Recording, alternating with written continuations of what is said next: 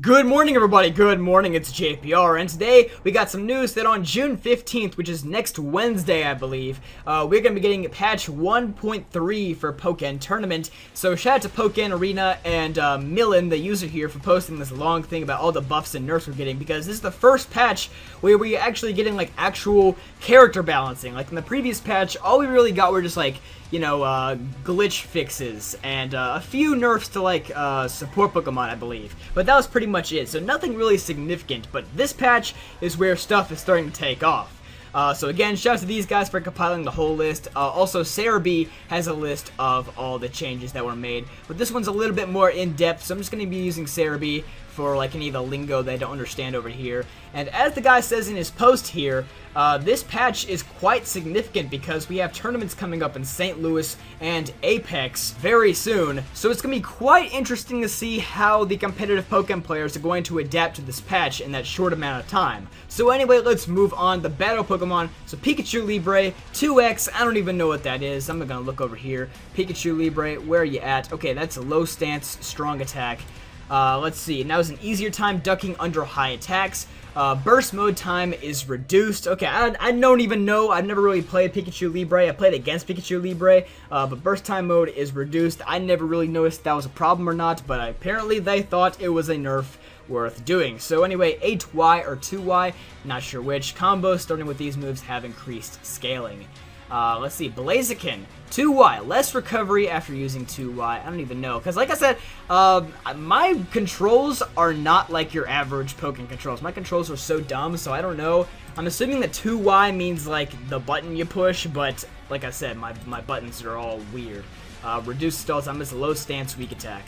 Alright, so burst attack can no longer guard break. Alright, that's alright. I'm okay with that. Alright, so Gengar, there's only one change here, Shadow Punch. The first hit of Shadow Punch has an increased hitbox size to better connect with aerial opponents. That seems like a very small buff, but you never know, that actually could be pretty significant. That could lead to like new Gengar tech or new Gengar combos or stuff that we don't know about. So on the surface it seems pretty small, but you never know. Charizard Air Slash has an increased hitbox. Burst mode, synergy time is decreased. Okay, that's fair. That's fair because Charizard's burst attack is crazy strong. Like, that is really good. Suicune, the Poke Combo, now pushes opponents further back. So I don't know if that's a good thing or a bad thing. I think it's a bad thing because it would be harder to follow up on that. But maybe you could use like a quick Aurora Beam or something. I don't even know. And Water Gun now does less block stun. So it seems like a couple of nerfs here, but I'm not entirely sure. Water Gun, that's definitely a nerf. Anyway, moving on to Weavile, Icicle Crash. Using the variants of Icicle Crash where Weavile slice up the Icicle, you can now act out of this faster. But Night Slash after Taunt now loses invincibility. So you have a buff and a nerf. A nice trade-off there. Gardevoir, 2Y in field, hits aerial opponents faster or sends them away faster. I don't even know what 2Y is. Where is Gardevoir at? Gardevoir, where are you at? Okay, there you are. Okay, that's backward weak attack. Increased damage and speed of Gardevoir. Alright then, so that's definitely a buff for Gardevoir. That's good, because Gardevoir we don't really see all too much of. We see it occasionally. Let's see, who's after Gardevoir? Oh, there we are, Machamp. First hit of 2X does less block stun. Seems like a nerf. Pikachu, here we are. I am a Pikachu main, so this applies to me. Pikachu's Nuzzle now has longer recovery frames if you whiff. If you don't know, whiff is like a fighting game term. Like if you miss or the move just doesn't connect at all. So I guess if you miss Nuzzle, then, because that's like a leaping grab, and it's pretty good. It's pretty good. I like that move a lot. So if you miss, there's a better chance that you will get punished for that now. Pikachu's Volt Tackle, which I really don't ever use, ever, has increased guard point frames. I don't even know what that means, but I'm okay with it, because as long as I don't miss Nuzzle, and I don't use Volt Tackle at all, then that really doesn't affect me at all. So I'm okay with it. Pikachu is basically the same for me. Lucario, oh crap. Okay, so story time. I have competed in 3 Pokken tournaments, I guess you could say. Yeah, I've competed in 3 tournaments for Pokken, and I have come in second in all 3 of them. The first one was on stream against another Pikachu, and the other 2 were against Lucario. So in both times I got demolished by like this 300% combo, or 300 damage combo, my bad.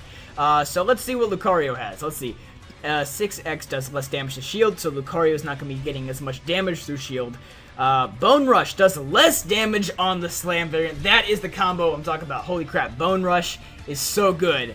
Burst Attack will not whiff under conditions where something like a support Pokemon pops out of the attack. So I'm guessing, like, if you try to use a support Pokemon to cancel Lucario's burst, then it won't work anymore. He'll just go through it and he'll hit you anyway. So that's okay, I guess. Bullet Seed. The seeds now sprout faster for Sceptile. That's good because when I use Sceptile, I haven't mained Sceptile in a while now, but when I did, it seemed like it took freaking months. Like, I was actually, like, farming out there because Bullet Seed would not come up forever. So anyway, Chandelure, let's see. Okay, everybody's favorite Pokemon, Chandelure, in Pokken Tournament. Alright, let's see, X, the little hoo-ha go-away statuses. I'm assuming it's like the little swirly will-o-wisp thing. I know it hits you, and it decreases your attack, or your defense, or speed, or something. Maybe it's 2, I don't know. Currently, it reduces the time you have negative statuses on you, but it increases the effect of the negative statuses on opponents too. So there's a very fair trade-off there. Basically, if you hit someone, then the negative statuses will not stay as long, but they're gonna be a lot more significant. So that's pretty fair. Let's see, 4x damage increased. I don't even know what that is. Chandelure, where are you at? Chandelure. I guess that's charge strong attack? No, that's forward strong attack. That was the one we just talked about earlier, was charge strong attack. Okay. Let's see. Side Y and field. As we know, Chandelure is kind of a beast in field. Reduce movement speed while shooting, so that's kind of a good thing, because like I just said, Chandelure is pretty dominant in field phase. So the fact that he has less mobility while attacking is a good thing. Moving on to Bryxen here. Oh god, there's a lot. And half of this I don't even understand. Like a Sunny Dash here. What is that? Any Bryxen mains, just pause the video and look at that. But I'm not going to go over everything here. The only thing that really sticks out to me is Burst Attack. Cannot be hit out by support. So very similar to Lucario's thing where like support Pokemon cannot knock you out of it.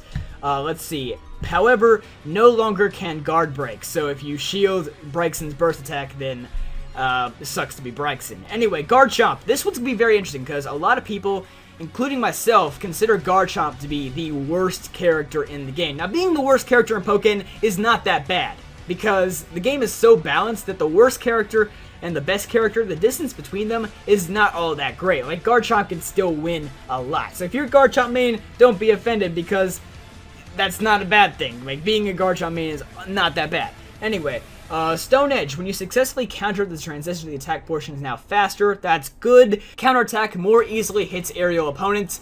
No surprise there because Garchomp is freaking huge. I'm surprised that wasn't the case already. 4x, increased block stun, increased time of dodging high attacks.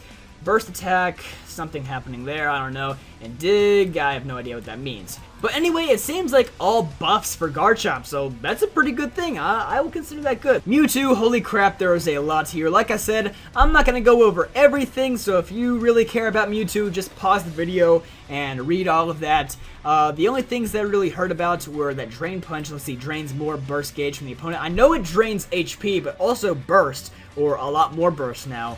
And all of his attacks will drain more synergy. So, hey, that's pretty good. But the rest of these I've heard are actually nerfs. So he has like 2 buffs, but they're good buffs. So let's see. Shadow Mewtwo. Oh god, again, not going to read all of that. You guys can just pause. Support Pokemon. Krogunk. If the opponent blocks Krogunk, Krogunk reduces their recoverable life. Oh, okay, whatever. Magneton. Damage increased if used to counter an aerial attack, then increases the damage even further. So, sounds pretty good for Magneton. Quagsire, who is in the same set as Magneton, reduces the outward knockback of Mud Bomb, making enemies more easily trapped in it. So, they both have some pretty significant buffs there, so I would not be surprised if Magneton and Quagsire are used a lot more often now. Diglett, the recovery for summoning Diglett is increased. Diglett's base damage and damage against guards is reduced. So it seems like nerfs for Diglett. Sorry, Diglett. Everybody loves you. Yveltal can now combo after Yveltal hits an aerial opponent. What? Yo, that's actually really big. That's pretty big, because if you use Yveltal while someone's in the air, yeah, that's GG right there. That could be really game-changing. Alright, Latios is in the same set as Yveltal, reduce damage to shields, also time to take support meter to recharge, or actually wait for Latios to go off screen. So seems like a nerf for Latios and a buff for Yveltal, so that's a nice trade-off. And Cresselia, everyone's favorite support, no longer has invincibility. That's a pretty big deal. So maybe we're not going to see Cresselia as much. Maybe we're going to see more of other sets as well. And I'll consider that a good thing because honestly, it feels like we see too much of the same support sets. So the more that they balance these out, the better chance we have to see these more obscure ones pop up in the competitive metagame. So overall, I'm pretty happy with all this. Like I said, I really don't play many of these characters besides Pikachu and Sceptile, so forgive me if I sounded like kind of a noob. So what do you guys think about all these changes? Are you guys satisfied with all this? Like, is your character okay? Is he gonna live? But anyway, thank you guys so much for watching this video, and I'll see you guys next time.